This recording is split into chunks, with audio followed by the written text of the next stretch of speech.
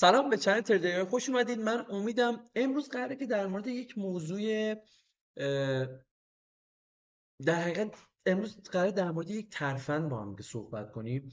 بیایم یه سری حمایت های خیلی خوبی رو روی چارت پیدا کنیم، ببینیم که شرایط این پیدا کردن چیه و ما باید کلا چه کاری رو انجام بدیم روی چارت. ببین خیلی راحته این داستان، چون خیلی از ماها میایم و چارتی که باز میکنیم نمیدونیم اولویتمون چیه و خیلی سرسری میایم نگاه میکنیم، اصلا اینجا الگو دیدم، مثلث دیدم، صبر میکنم. نه اینکه اون کار نکنه، چرا کار میکنه. اما شما وقتی داری روی چارت کار میکنی و اون نماد رو، اون ارز رو بررسی میکنی، هزار مدل تحلیل تکنیکال میاد تو سرت و شما اون لحظه نمیدونی باید چیکار کنی. اون لحظه کاملا گیجی و اه، واقعا نمیدونی الان وضعیت چجوریه. برای همون من یه سری استراتژی ها رو میام بهتون میگم با کاور بنفش، هم توی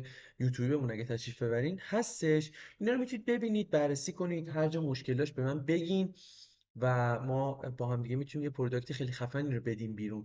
اینا رو نیاز داره که شما حتما بررسی کنید و به من بگید. امروز هم که قراره در مورد حمایت ها با هم صحبت کنیم و اون کف هایی رو پیدا کنیم که خیلی دقیق تره، خیلی بهتره برای اینکه ما بخوایم مثلا تو آینده اگه قیمت اومد بهش رسید بخوایم یه پوزیشنی باش باز کنیم.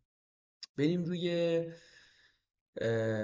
تریدینگ ویو. 5 دقیقه طلا، این تحلیلی بود که من دیروز داده بودم، چه بلایی سر تحلیل اومد و با بچه ها این شکست رو تا این 3300 گرفتیم.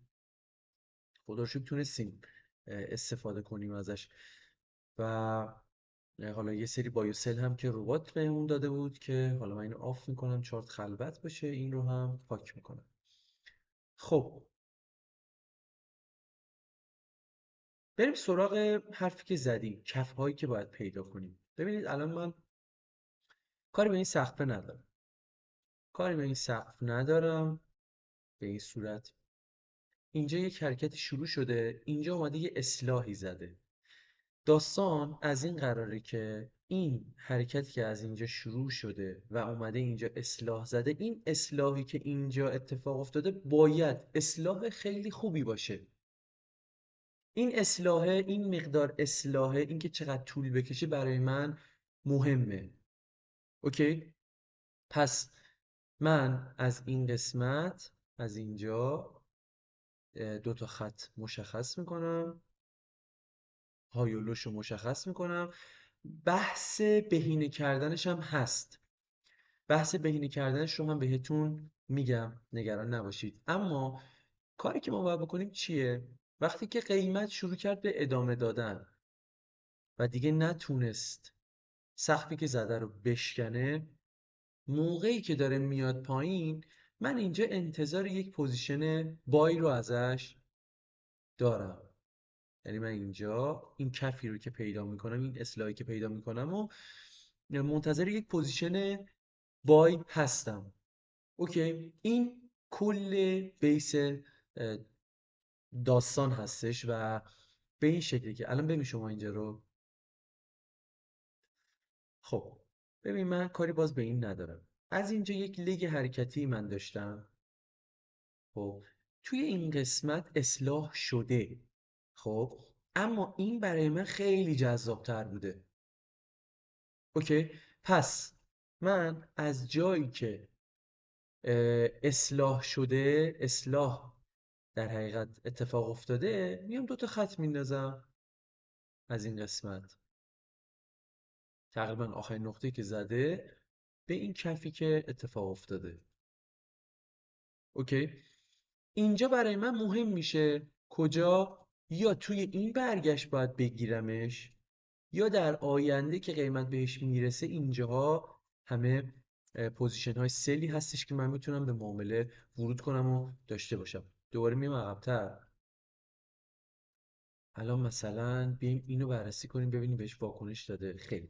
ببین الان توی طلا، توی این قسمت خب من اینجا یک اصلاح خوبی رو داشتم. اوکی، این اصلاح خوبی که داشتم اینجا من مشخصش میکنم که آقا اینجا چه اتفاقی برای من افتاده. مثلا این ناحیه رو برای طلا گوشه ذهنتون داشته باشین، یعنی تقریبا تا نزدیکیش اومده و رفته بالا. حالا که دوباره میخواد بیاد پایین، اینجا میتونیم انتظار یک پوزیشن بای رو ازش داشته باشیم. دوباره بریم عقب ببینیم که چی داریم. بچه این تکنیک و این کف ها رو میتونید توی هر ارزی بک تستش رو بگیرین، امتحان کنین. اینا خودش یه ناحیه خرید فروش میشه. سلش رو گفتم، بایش هم گفتم. بریم ببینیم که دوباره به چه صورته. الان ببین توی این قسمت اومده برای من یک لگی رو ساخته. اینجا این اومده برای من اصلاح رو انجام داده. خب پس این کفی که الان اینجا برای من حائز اهمیت در آینده. بچه این رو هم گوشه ذهنتون داشته باشید، این کف رو. تقریبا 3200 تا 3204 این کف رو هم گوشه ذهنتون داشته باشید. دوباره اینجا اومده یک لگی رو برای من ساخته. اصلاحی که کرده قابل قبول بوده. اوکی، پس این اصلاحی که برای من انجام داده اینجا یک کفی ساخته. من این کف رو ادامه میدم. خب حالا که من کف رو ادامه میدم، چه اتفاقی باید بیفته؟ آقا موقعی که قیمت دیگه نتونه این سقف‌هایی که زده رو رد کنه، برمیگرده به سمت پایین، یه سری سفارش ها رو جمع آوری کنه. اینجا من با حالا از سیگنال بار کیبار استفاده میکنین، از هر مثلا الگوی پین اینا استفاده میکنین، صرفا نه اینکه اون استراتژی باشن. اگه از اونها استفاده میکنی، اینجا میتونی اون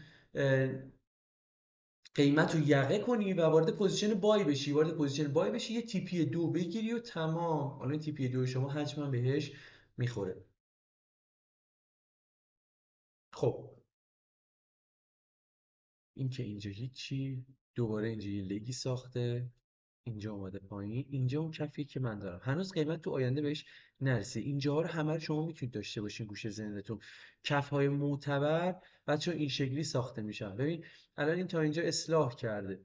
خب و قیمت یه کوچولو اومده پایینتر. اینجا ممکن بوده شما استاپ بخورید. خب استاپ هم جزوی از در حقیقت میشه گفتش که معامله ما هستش و باید بپذیریمش. الان توی این قسمت اومده بالا، یه کف اینجا برای ما ساخته. کفه خب ببین اینجا رو نگاه کن شما.